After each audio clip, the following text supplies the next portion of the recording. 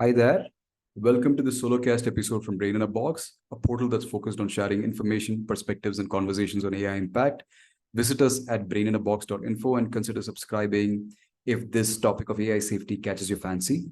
My name is Venkat. I'm a tech geek with over 2 decades of experience, and I watched the evolving landscape of technology, starting from middleware platforms in the early to mid 2000s, followed by mobile technologies, the cloud, and now artificial intelligence.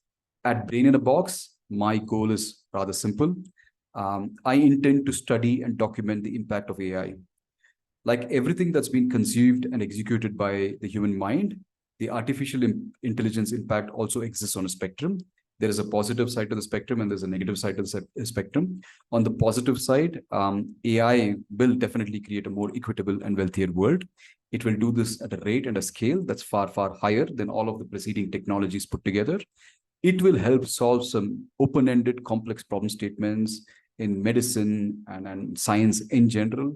For example, conceivably, it can help us cure morbid diseases like cancer, thereby increasing the lifespan and improving the health span of humanity in general. It will also achieve multiple scientific breakthroughs for problems that have been baffling the best of human minds for over a century.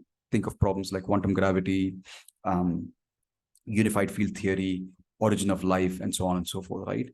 So there's definitely a lot to look forward to and a lot to get excited about. But as I mentioned earlier, at Brain in a Box, I'd like to focus on the adverse impact spectrum. This is a deliberate choice, and then the choice to emphasize the negative impact of AI, in my mind, serves a dual purpose. Firstly, it helps highlight the range of risk that AI can actually, pose to humanity, right? You start off with socioeconomic disruption. You think of things like job losses. You think of the proliferation of misinformation and disinformation at a much larger scale. You think of polarization of society, security issues, election interference, and so on and so forth. Essentially, all the stuff that you've seen play out with social media, except on a much larger scale. Eventually, as AI progresses, it is expected to take over decision-making control from human beings, right? For all the pervasiveness of the technologies that we've been using so far, including mobile, internet, apps, and so on and so forth, we've never ceded complete control of decision-making to these systems. But with intelligence, it's a different ballgame altogether. Intelligence, and especially intelligence that is rapidly progressing to levels much higher than the best human intelligence or the best human mind, can actually make better decisions than most humans, if not all humans. And therefore, at some point in time, and this is not a question of if, this is a question of when, at some undetermined point in time, it is extremely realistic that humans will cede control of decision making to machines that are far more intelligent, right? And it doesn't end with this, right? It would have probably not been that bad if it were to just end with cessation of control. But then there is a non-trivial chance of an existential to an extinction level risk for humans. Now, this is not a figment of my imagination. Over 50% of AI researchers believe that there's a greater than 10% chance of AI posing an existential risk for humanity, right? So this is something that we need to all come to terms with, right? And in terms of the kind of impact we're dealing with. Nobody's done more. I mean, this is probably a contentious statement, but I believe that nobody's done more to sound off the alarm bells on the existential risk than Eliezer Yudkowsky. Eliezer Yudkowsky is an artificial intelligence researcher. He's a writer who focuses on specific topics like decision theory and ethics. And he's also a co-founder and research fellow at Machine Intelligence Research Institute in California. Essentially, he posits that if we manage to, and actually he doesn't even say if he already believes that we are all already in the process of probably creating super intelligence, right? And once we basically successfully manage to create a level of intelligence that's far higher than human beings, then it would invariably lead to human extinction, right? Yudkowsky is a very quotable person, but I believe this particular quote of his stands out in terms of explaining his position to chilling effect. It goes that the AI does not hate you, nor does it love you, but you are made of atoms that it can use for something else, right? So that ought to give us an idea and a reason to pause in terms of how things can play out, right, from an existential risk perspective. I've been listening to a number of talks of Eliezer Yudkowsky on different forums with different kinds of people, right? Economists, AI researchers, the average interested podcaster, and so on and so forth, right? And I've basically come to understand his position. I've come to understand and sort of embrace his perspective as follows, right? A super intelligent yet unaligned machine lacks inherent motivation to work solely for the benefit of humanity or adhere to predefined purposes. Conversely, it possesses the capacity to cause harm to humanity, and it may exercise that option while attempting to solve a problem in which humans are seen as obstacles or as raw material for the solution. The harm inflicted wouldn't necessarily stem from malicious intent, but rather as an unintended consequence on the path to achieving its objective. And the it in this particular case is the AI's objective, right? Now, this perspective is undoubtedly extreme and it fails to resonate with a lot of people. But the reason that it fails to resonate with a lot of people is because most of us are not aware of the fundamental concepts that sort of lead to this kind of a perspective, right? Or this kind of an extreme perspective, right? And in the rest of the Solocast, I want to just touch upon these concepts, right? So that, it sort of hopefully triggers some sort of a spark in each and every one of you that's listening to sort of go ahead and do some independent research yourself and form some informed opinions, right? So for the rest of the Solocast, I want to be talking about concepts of intelligence explosion or superintelligence, orthogonal systems, the alignment problem, and the problem of interpretability, right? So let's dive in. The caricature that you see in front of you is that of John von Neumann, who's widely considered as one of the most smartest individuals, right? He's described as a scientific genius who pioneered the modern computer, game theory, nuclear deterrence, and more. And his work illuminated the fields of pure and applied mathematics, computer science, physics, and economics, right? John von Neumann is considered in a number of circles by a number of renowned, intelligent people as to be the most intelligent person ever, right? This sort of an accolade that hasn't gone to the Einsteins of the world or Newtons of the world, right? While that may be a debatable, controversial assertion, let's just assume for a moment that John von Neumann represents the epitome of human intelligence. Now, it would be easier for us to sort of look at or internalize superintelligence from this point onwards. Take John von Neumann's intelligence and increase that by a power of 1,000, right? Or 10,000 or 1,000,000, I don't know, right? The rate of increase of intelligence of these systems is unpredictable and probably fairly rapid, right? So I guess the thing to take away is that if you look at intelligence as this fundamental ability to form goals and find solutions for the goals, optimal solutions for the goals, then superintelligence is basically the ability to solve more and more complex goals, right? And at this level of intelligence, the systems which are endowed with that ability are probably having goals and finding solutions that are not even conceivable by the human mind, right? So that's superintelligence for you at a very, very nutshell, a bird's eye view. The next concept that we need to be getting familiarized with is orthogonality. The principle of orthogonality states that as a system becomes more and more intelligent, it develops this tendency or potential to increasingly deviate from its stated or designed goal. I'll say that again slowly. As a system becomes more intelligent, it has the potential to increasingly deviate from its stated or designed goal. Now, the chart on the left is not necessarily an empirical representation.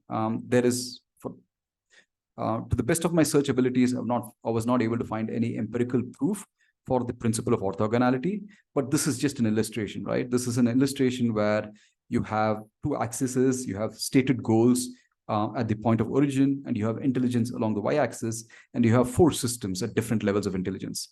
B at the least level of intelligence, relatively speaking, and E at the highest level of intelligence. And as you can see from these lines, right, as the systems become more and more intelligent, they deviate more and more away from their stated goal. right? So that's the principle of orthogonality for you. You could be forgiven for thinking as to if there's no empirical proof for this, is there validation of some sort? Well, the good news or bad news, depending upon which way you look at it, is you don't have to look beyond us human beings as a validation for the principle of orthogonality, right?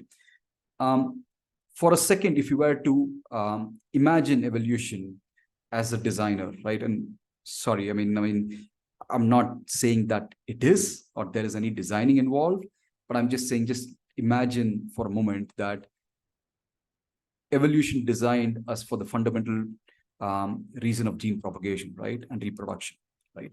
Or if it's too hard to look at it as a design principle, let's look at it as an operating principle, right? So we evolved from different organisms, from single cell organisms all the way till apes to now human beings. We evolved for the fundamental reason of gene propagation.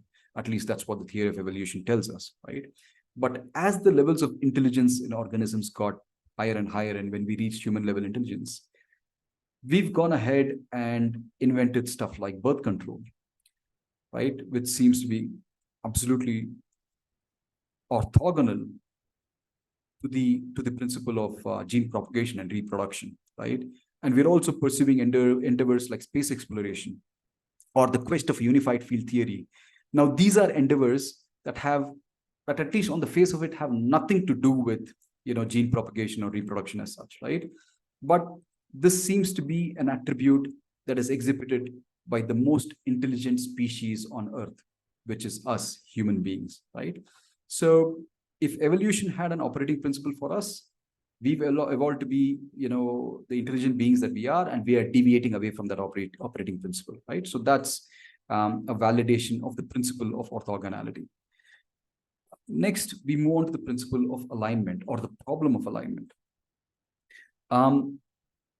AI alignment refers to the process of designing and developing artificial intelligence systems that align with human values and goals. It entails ensuring that AI systems act in ways that are beneficial, ethical, and in accordance with human intentions. The goal is to create systems that effectively understand and fulfill human objectives while minimizing risks and unintended consequences. The problem is that the current AI systems are not aligned, with human values, right? Again, I have an illustrative chart on the left-hand top corner.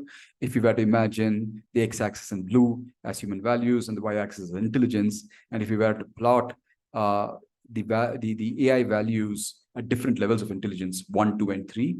At level 1, the lowest level of intelligence, relatively speaking, the AI values run parallel to human values, which seems to suggest that they're in lockstep.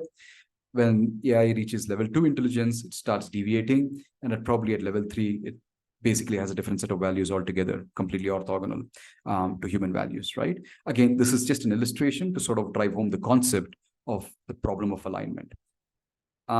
Lastly, I want to speak about this problem of interpretability. Any of us who've done machine learning courses, generative AI courses, or deep learning courses would also have had a precursor course on mathematics. And this precursor course in mathematics would have focused on vector spaces and matrices and matrix mathematics, right? Stuff like transposes, identity matrix, eigenvectors, eigenvalues, and so on and so forth, right?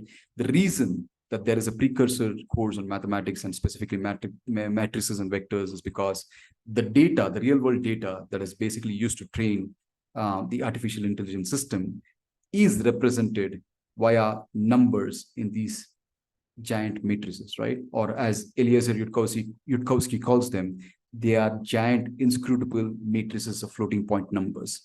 And the act of training is actually the complex mathematical operations that is performed on these giant inscrutable matrices. Now, when we run an AI system, for example, if we run a text prediction system and we give it an input like what you see on the screen, if you say the weather is, it's able to spit the output as sunny, right? Which is very, very accurate and a very, very reasonable response in most circumstances.